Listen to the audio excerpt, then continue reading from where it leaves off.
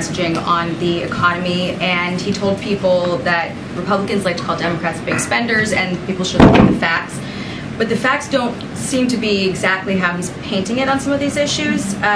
He has claimed repeatedly that the administration reduced the deficit, but if you break it down, spending was high because of the pandemic, those programs expired, and that brought down the deficit, and then that deficit reduction was spent on canceling student loans, and then on the jobs claims that he made. He said that President Trump was the first since Hoover to lose jobs during his administration, but and he claimed that he had created 10 million new jobs, but in reality, those jobs have mostly been added back, and the Bureau of Labor Statistics says only about 514,000 jobs have been newly created. So how are people supposed to take this kind of messaging on their most important issue seriously when some of this feels like smoke and mirrors? Well, let me tell you what the American people should take very, very seriously. Let me remind you of the Trump tax cut of 2017, $2 trillion that was not paid for, not paid for. So I want to be very clear about that.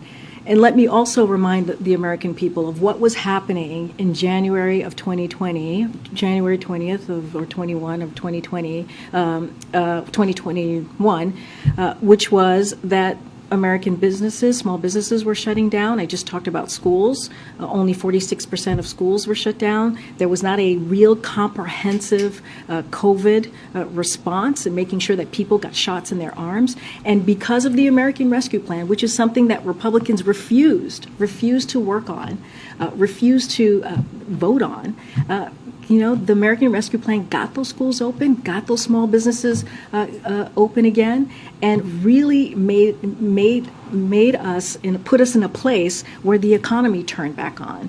And we saw historic. I mean, don't listen to us. You're giving me data, but there's also data that shows that unemployment is the lowest that it's been in 50 years. It also shows that what we were able to do, even with the strong labor market, that was because of the plan, the economic policies that the president put forth. So he put in the work. And here's the thing, and I'll add more, and I'm happy to hear your next question. Congressional Republicans have been very, very clear on what they want to do. And this is the choice that the president talks about that Americans have to decide on. They have to make.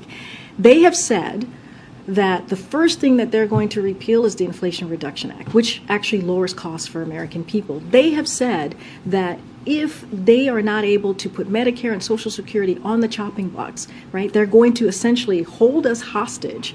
If that doesn't happen, they're going to shut down the government. That does not that does not help inflation. That makes it worse. That does not help the economy. That makes it worse. And so that is the stark difference here of what we are talking about what congressional Democrats and this president want to do. So why doesn't he lean more on some of that language than continuing to repeat this "we reduce the deficit" thing that feels like sort of irrelevant? No, the reduce the deficit is real. $1.4 trillion. That's what he talked about just last week, and that is historic as well. In 1 year, that's what the president has been able to do. Those are real numbers that matter as we talk about inflation, as we talk about the economy. It just happened on its own. No, but it is actually the policies that he has taken that has helped reduce the deficit. Let's not forget Trump 2017 with the $2 trillion that Republicans were very happy to vote on and was not paid for. So there is a difference here in how we approach the economy, how we approach what Americans are going through right now, how we approach dealing with middle-class families that you are not seeing currently. You're not seeing currently from